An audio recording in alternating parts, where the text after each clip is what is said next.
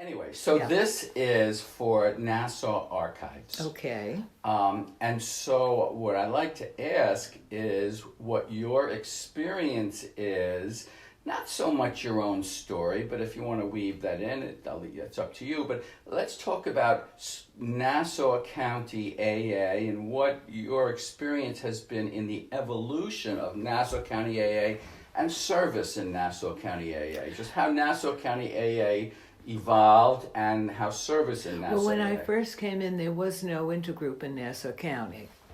Everything came out of Manhattan. And my first group was in Hewlett, St. Joseph's. And, How long has that group been there? well, it was there when I came in. So it's from at least the 60s, if not before. Yeah. Oh, yeah. St. Joseph, I go there Tuesdays at noon sometimes. That's right. I remember when that started. At first, it was just Wednesday and Friday. And the meetings were 9 o'clock. And then we started a beginner's meeting on Wednesday. And I was sober probably about...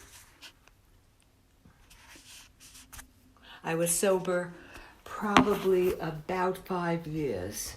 And my sponsor was Bernadette from the West Hempstead group. No, my first sponsor was Sidell, we called her Sid.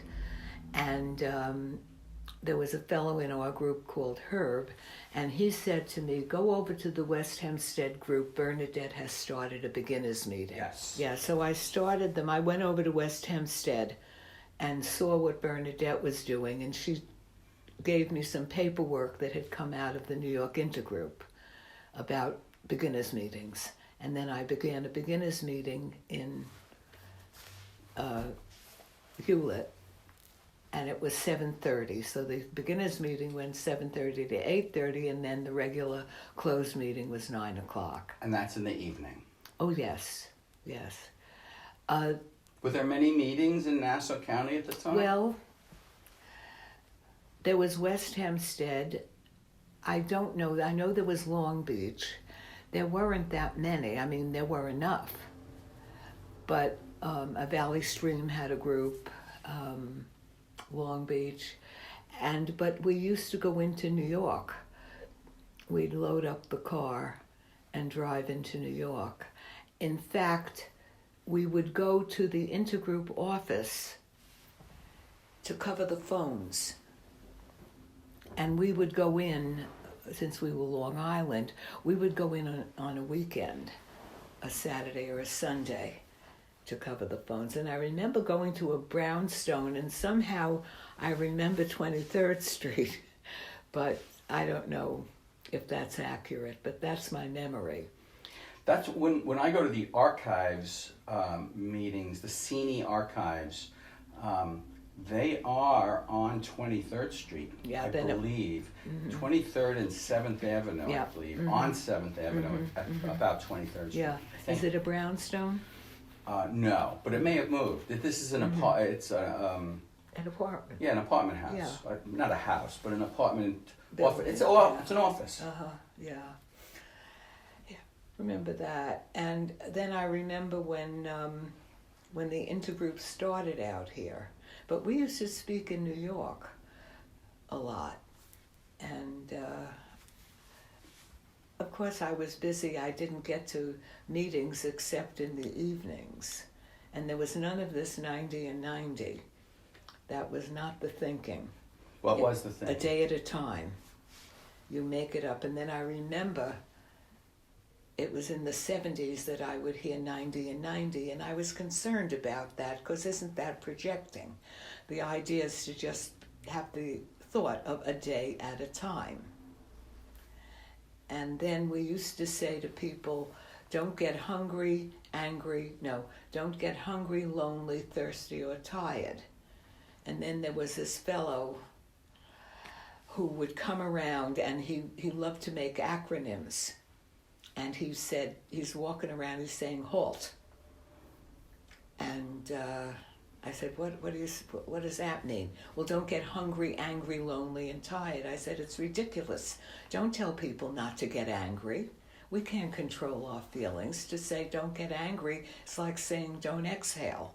Of course we're going to get angry. What we have to learn is how to handle our feelings sober. But we're going to have all the feelings. What else you want to know? Okay, well, how things change. Well, that changed, and another thing has changed. We took it a day at a time. We'd sit at a meeting, we would do a discussion meeting, and then, I don't remember, it seems to me like there was step meetings, but I have a hunch that was Wednesday night.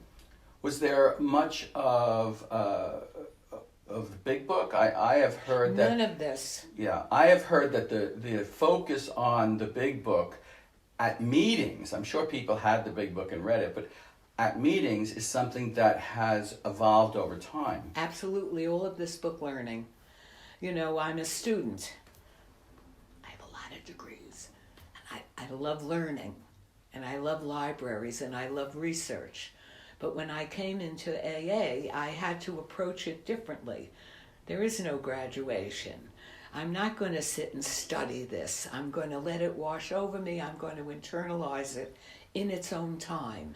Do you think that the notion that we have to learn things and we must be good learners and that sort of thing could be detrimental? Yes. For some of us alcoholics, Yes. we might not be the greatest students. Right. And that's not our fault. I find it very disconcerting when, like, I'm working with a young woman now who's been slipping and sliding, and right away they got her into the big book.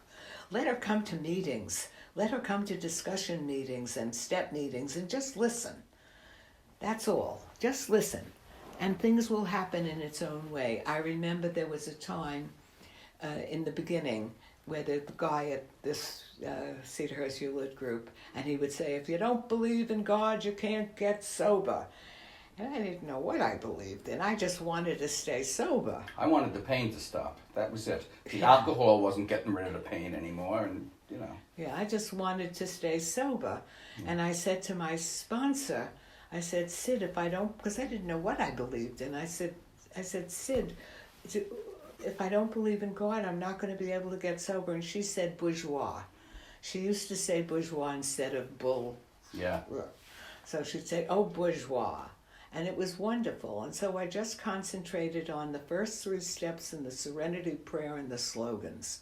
And that was it for about 1.5 years, 2 years, before I really was able. And I wanted to internalize that. And I knew this was different. I knew I had to approach this differently because I had tried to stop so many ways. And nothing worked. And this was working because it was a day at a time. And how did they introduce the program? Not so much literally, but what was the focus? I understand that it was a day at a time. That was it. Yeah, pretty Keep much. coming back.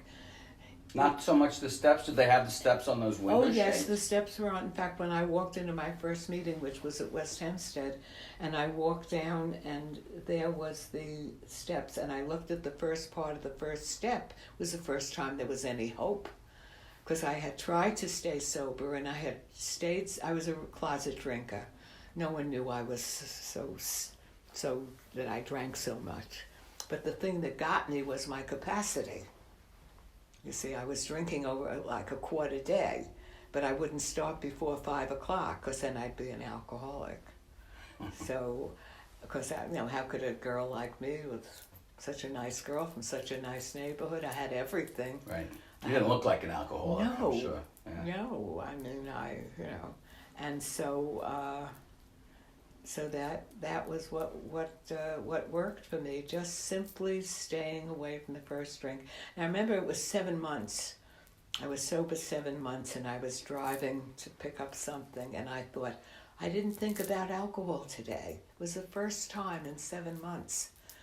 And I remember where I was. It was such an epiphany. It was such an important moment in my life. I remember what road I was on. I remember where I was. I don't remember where I was going, but so. Now, at many meetings, particularly beginner meetings, they do focus on, as you alluded to, which they didn't do, back then, 90 meetings in 90 Yeah. days.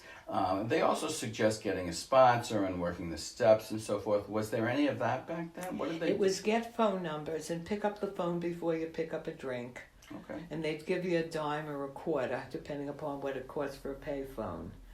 And it wasn't as this business of sitting down and studying it like you're going to school. To me, that is not the way. I think it could be detrimental, because as you said, some people just aren't students. And when we read these steps, our group has a step meeting every week. It's a step.